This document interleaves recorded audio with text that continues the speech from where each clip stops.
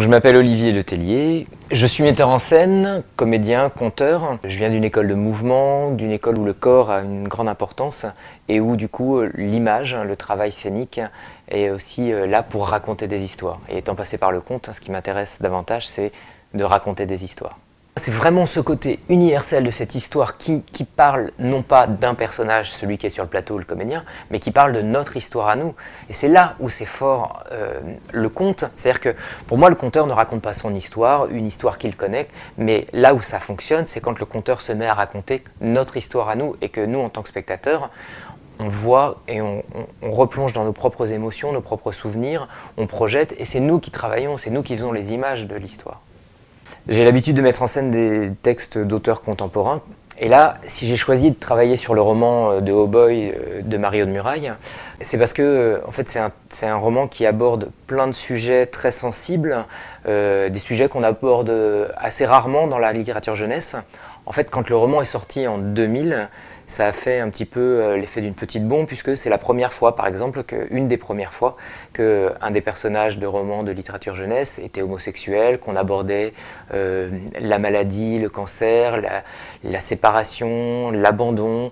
Tous ces thèmes-là, c'est des thèmes qui, moi, me sont chers, et du coup, c'est des thèmes que j'avais envie d'aborder dans le spectacle, et plus particulièrement pour les plus jeunes. Est-ce qu'on peut parler de tout dans le spectacle jeune public et de tous ces thèmes sensibles, difficiles à aborder? Moi, je crois que oui. C'est la manière dont on en parle. Les enfants sont très très curieux, ils ont envie de savoir le monde qui les entoure aujourd'hui. Il y a tous ces thèmes-là qui sont là très présents. Ils vivent au quotidien une famille qui se déchire, des parents qui ne sont pas là, une maladie qui les touche de plus ou moins près, dans les films, à la télé, dans les publicités, dans la une des journaux. Enfin, ils le voient tout ça. Et il n'y a aucune raison qu'on leur cache les choses. Il y a des gens qui ont peur quand ils viennent voir le spectacle, qui se disent « mais c'est pas possible pour des gamins ». Mais je crois que c'est nos peurs d'adultes à nous qui font plus mal et qui se disent on est dans des projections de comment est-ce qu'on va pouvoir répondre à ces questions-là. Est-ce que nous, en tant qu'adultes, on aura le courage de leur répondre? Est-ce qu'on aura la force et est-ce qu'on saura? Oui, on sait. C'est simplement de parler avec son cœur, avec son humanité, de ce que l'on sait. Et puis on a le droit de dire à un enfant qu'on ne sait pas et puis qu'on va se renseigner. Les secrets, ça t'aide pas à grandir, mais de mettre des mots, d'aborder des thèmes comme ça t'aide justement à avancer. Comment est-ce que j'ai amené Lionel Erdogan, donc le comédien de Haut-Boy, à aborder tous ces thèmes un petit peu sensibles, puisque c'est vrai qu'à la lecture du roman, il a eu peur, il s'est dit mais comment est-ce qu'on peut raconter cette histoire-là? J'avais très très envie de travailler avec lui et plus particulièrement sur cette histoire-là parce que lui, dans la vie, il est déjà plein d'humour, c'est sa façon d'être déjà de prendre les choses, non pas à la légère, mais avec un point de vue très positif sur la vie. C'était déjà 90% du travail puisqu'il est déjà Barthélemy. Enfin, je croyais que c'était 90% du travail, mais en fait, c'est très très difficile. Ce que tu es dans la vie, de le remettre sur le plateau et puis de le remettre tous les jours et de retrouver la fraîcheur. Pour moi, c'est important de m'appuyer sur le comédien, mais aussi que lui, dans l'histoire qu'on raconte, il ait quelque chose qui soit un peu de lui, de son histoire à lui. Qu'est-ce que dans sa propre histoire, il a envie de raconter aussi avec ça? Il est naturel et il parle de nous aussi. Mais ça a été sans cesse un travail d'aller-retour entre le plateau, l'écriture, à la table, Lionel. Je me suis beaucoup appuyé sur lui. J'ai taillé un costard sur mesure pour qu'il puisse porter le personnage. Mario de Muraille, elle a 80 à peu près romans, je crois, qui sont presque tous des succès de librairie. Haut-Boy, c'est le plus gros succès, je crois. C'est la plus belle histoire, c'est traduit dans une 20-30 langues, donc ça tourne de partout. C'est arrivé en 2009 en Italie, ça a fait une explosion. D'avoir quelqu'un qui nous raconte une histoire où on parle de choses qui sont nos propres questions quand on est pré-ado, bah, ça fait du bien parce qu'on se dit ah oui, mais je ne suis pas tout seul à me poser ces questions-là. Il y a des gens qui en parlent. Donc ça fait grandir aussi. Et puis ça va les aider après à aller vers d'autres et à parler, à oser parler de choses qui les touchent, eux, d'aller questionner leurs parents, leurs copains. Ils lisent ça en classe. Après, forcément, les sujets qui sont abordés dedans, quand ils en discutent ensemble, mais ça enrichit complètement le niveau d'échange entre les jeunes. Plutôt que de parler de choses comme on essaie de nous faire croire que les jeunes ne s'intéressent qu'à la vidéo, aux dessins animés, aux mangas, etc. Non, ils s'intéressent aussi à la vie. C'est des citoyens de demain et ils s'intéressent à ce qui les entoure, aux gens, à l'humain.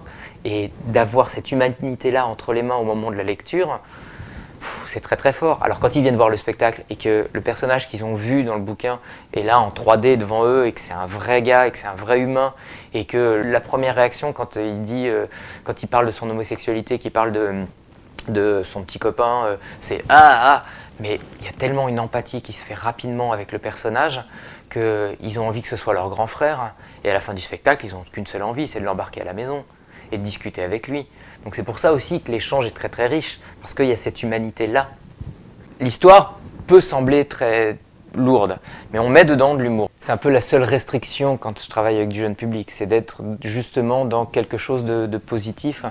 Dans le roman, Marie-Aude Muraille, elle est dans cette construction-là, où elle dit, elle, la seule solution pour aborder ces choses-là, c'est d'être dans l'humour. Elle a beaucoup d'ados autour d'elle tout le temps et elle cherche tout le temps des failles, des choses pour amener une situation où l'humour vient contrebalancer une émotion forte.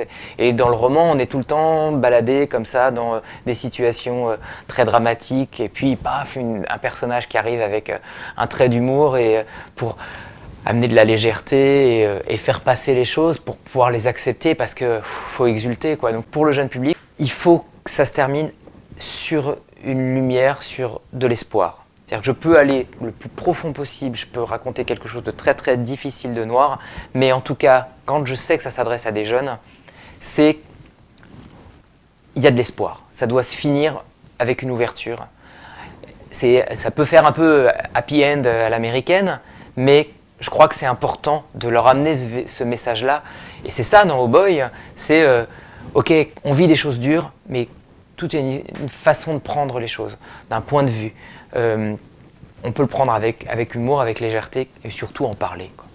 Il y a une petite qui est venue me voir en disant « Mais c'est très très très important alors de dire la vérité, parce qu'autrement, quand tu dis pas la vérité, tu restes petit. » Donc c'était chouette.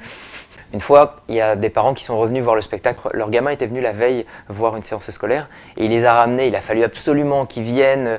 Ils ne savaient pas trop pourquoi. Ils ont annulé le dîner chez les amis, mais en tout cas, le fils voulait absolument qu'ils viennent. Et après le spectacle, ils sont venus nous voir en nous disant, nous racontant tout ça, en disant maintenant qu'on a vu le spectacle, on sait que ce soir ou demain, on va avoir une grande discussion à la maison parce qu'il a certainement des tas de choses à nous dire. Et là, pour moi, c'est complètement gagné, quoi. Et une fois, il y a une instite qui est revenue après la représentation, après 4h30.